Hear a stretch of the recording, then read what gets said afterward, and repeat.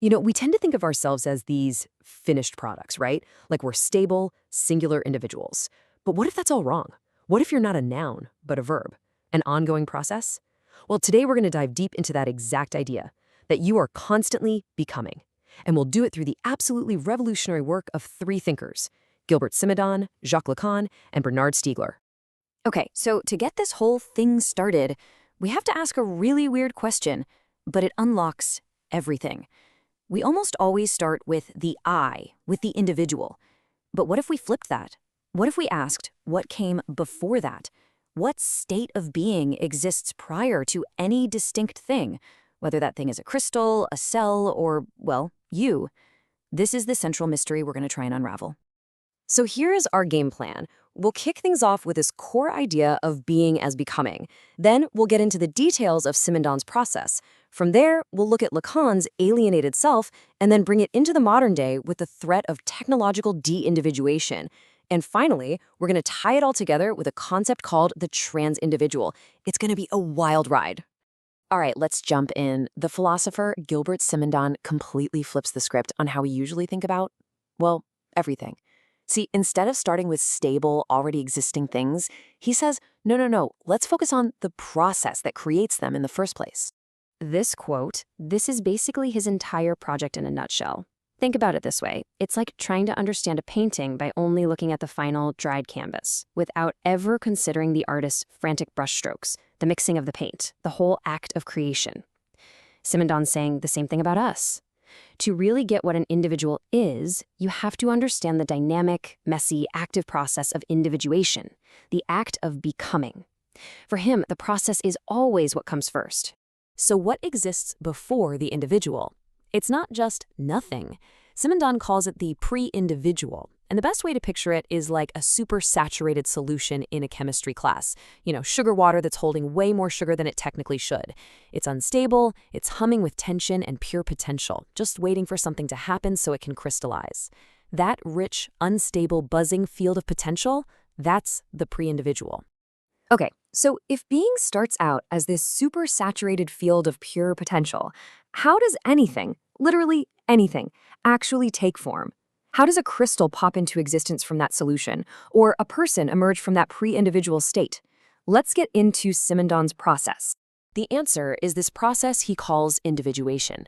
Now, he sees this as a super active operation. It's that moment when all those tensions in the pre-individual field find some kind of resolution, and bam, a new structure is formed, a problem is solved, and an individual emerges. But, and this is so important, it's not a one-and-done event.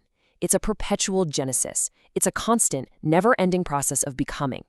And this process isn't just one big thing.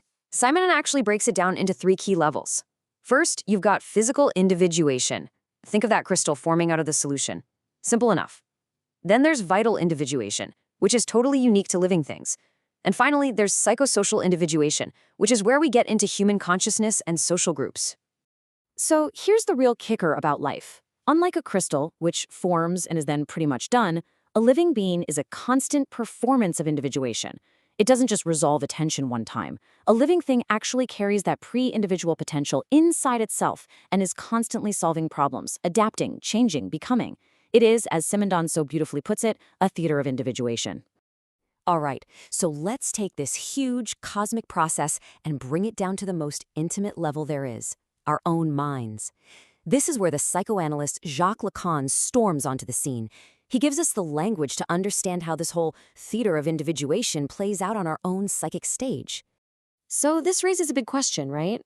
If we are really this constant, chaotic, messy process of becoming, then where in the world does that stable, unified feeling of I actually come from? Why do I feel like I'm a single, coherent person looking out at the world? Well, Lacan has a fascinating and, kind of unsettling answer. He calls it the mirror stage.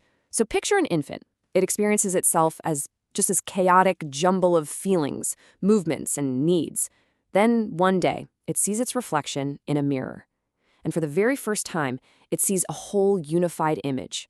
It gets excited and identifies with it, thinking, hey, that's me. But here's the catch. That image is outside of itself. It's an other. In that one moment, our ego, our sense of I, is born. but it's built on a permanent state of alienation from our true fragmented self. So for Lacan, that solid, stable self we all feel like we have is, in his own words, an alienating fiction. It's an illusion, sure, but it's a useful one. It's a story we tell ourselves that gives us a sense of unity and control, but it's a story that papers over the much messier, contradictory reality of what's going on in our unconscious. And this distinction is absolutely key. Lacan makes a clean break between the ego, that's the conscious I we think we are, the one built in the mirror, and the true analytic subject. The ego is a mirage. It's the character we play for the world, the I that gets spoken about. The subject, though, that's something different. It's decentered. It lives in the unconscious. It's the I that actually speaks, through slips of the tongue, in our dreams, through our weird jokes. It's the real process churning away underneath that fictional product. Okay, so we are an ongoing process of becoming, both biologically and psychically. But, and this is a big but, this process doesn't just happen in a vacuum. And that brings us to our world today, and to the work of the philosopher Bernard Stiegler, who asks a really critical question about the technology all around us. Seriously, what happens to this deeply personal and collective process of becoming when it gets mediated by incredibly powerful global technologies? How do things like smartphones, social media, and all these algorithms affect our ability to, individuate? Stiegler's warning is pretty stark. He argues that our technologies of memory, he calls them mnemotechnologies, which is everything from writing to the internet, have become automated and industrialized on a massive scale. And in doing that, they can actually short-circuit the very processes of thinking and becoming that we need to form unique, singular selves. He calls this scary process de-individuation. Basically, it's a process where our thoughts, our desires, even our memories get more and more standardized by these external technical systems. So instead of us actively becoming through our own personal theater of individuation, we risk just passively consuming these pre-packaged identities. That alienating fiction Lacan was talking about? Well, technology now offers us a mass-produced, off-the-shelf version of it, and that leads to a huge loss of what makes us unique. So this leads us right to our final and maybe most important idea. If the self is a process, and if modern technology can hijack that process, what does this all mean for how we relate to each other? Let's try and bring all these threads together. And here we circle all the way back to Simondon's really powerful concept of the trans-individual. He argues that psychic individuation, the becoming of a unique I, and collective individuation, the becoming of a we or a society, aren't two separate things, not at all. They're two sides of the exact same coin. They literally create each other, back and forth, all the time. So the bottom line is this. My personal journey of becoming is never just about me. It is fundamentally deeply interwoven with the social, the cultural, and now the technical relationships that I'm a part of. The I only ever emerges in relation to a we, and the health of one depends completely on the health of the other. And that leaves us with one last massive and pretty urgent question. If we accept this idea that we aren't fixed beings, but a constant shared process of becoming, one that's shaped by our own minds and by our technology, then we have to look around and ask ourselves, right now, in this moment, with these tools and with each other, what are we all together becoming?